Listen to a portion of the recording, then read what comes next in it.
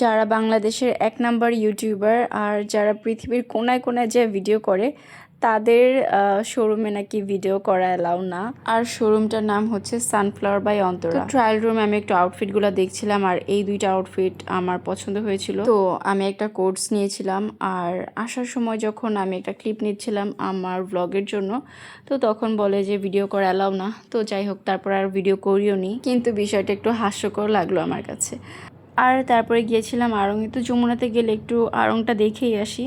আর কেন জানি না এইখানে ব্যাগের কালেকশনগুলো মনে হয় যে পুরনোগুলাই রেখে দিয়েছে। তো মিস্টার ডিআইওয়াই গিয়েছিলাম, তো টুকিটাকি কিছু জিনিস কিনে আমি বাসায় এসে পড়লাম।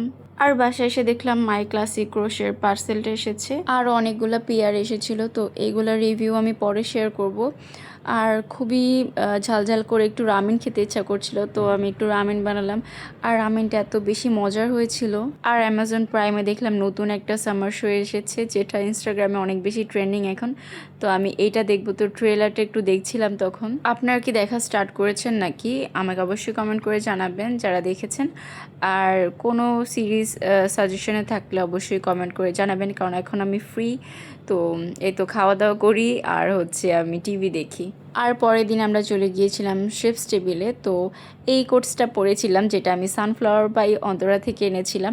অনেক বেশি কমফোর্টেবল আর আমার ফ্যাব্রিকটা অনেক বেশি ভালো লেগেছে, তো এইটাই নিয়ে নিলাম। আর শেফস টেবিল আমাদের বাসার খুবই কাছে, তো আমরা চলে গেলাম আজকে ডিনার করব।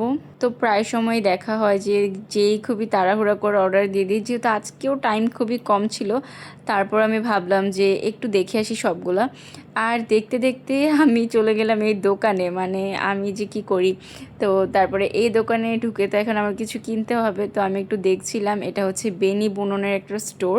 এটা আমি অনলাইনে অনেক দেখতাম, তো এইখান থেকে আমার কিছু এই কি বলে এগুলো ম্যাট পছন্দ হয়ে গিয়েছে, যেগুলো যে টেবিলে বিছানোর আর কি। তো আমি এখান থেকে 4টা টেবিল ম্যাট কিনলাম আর ছোট 2টা কোস্টার টাইপ কিনলাম।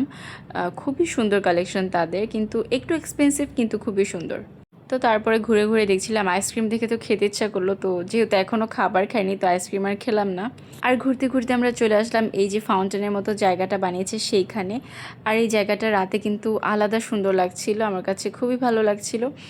আর রাত ছিল নাকি বৃষ্টির দিন সেই জন্য আমি জানি না, রাতে তো সবসময় মানুষ থাকে, হয়তো বৃষ্টির দিন এই জন্য একটু কম মানুষ ছিল আজকে। তো আমরা ফাইনালি অনেক ঘোরাঘুরি করে এই আফগান গ্রিল এটা থেকে অর্ডার করলাম। আমি আগে একটা দোকান থেকে অর্ডার করেছিলাম, তো সেই দোকানটা খুঁজছিলাম, সেটা আর খুঁজে পেলাম না। তো এটা থেকে অর্ডার করে দিলাম। খুবই একটু আফগানি অ্যারাবিক টাইপ খাবারগুলো খেতে ইচ্ছা করছিল, তো খাবারের জন্য ওয়েট করছিলাম।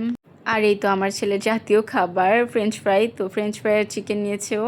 তো আমরা এই প্ল্যাটারটা নিয়েছিলাম, নিচে কিন্তু রাইস আছে, আর রাইসটাও প্রচুর মজা ছিল। আর বিফ আর হচ্ছে এখানে চিকেন কাবাব ছিল, যেগুলো একদম বাইরের স্টাইলে করা। বিফটাতে মশলা খুবই কম ছিল, কিন্তু খেতে এত বেশি মজার ছিল। শেফস টেবিলের খাবারের কোয়ালিটি আমি সবসময় অনেক বেশি ভালো বলে একদমই ডিসঅ্যাপয়েন্ট হই না। আর এইটা লাসি টাইপ ছিল, টক দই দিয়ে লাসি করলে যেরকম হয়, টক দই চিনি দিয়ে লাসি করলে ওই টাইপের ছিল, খুবই মজা লেগেছে আমার কাছে।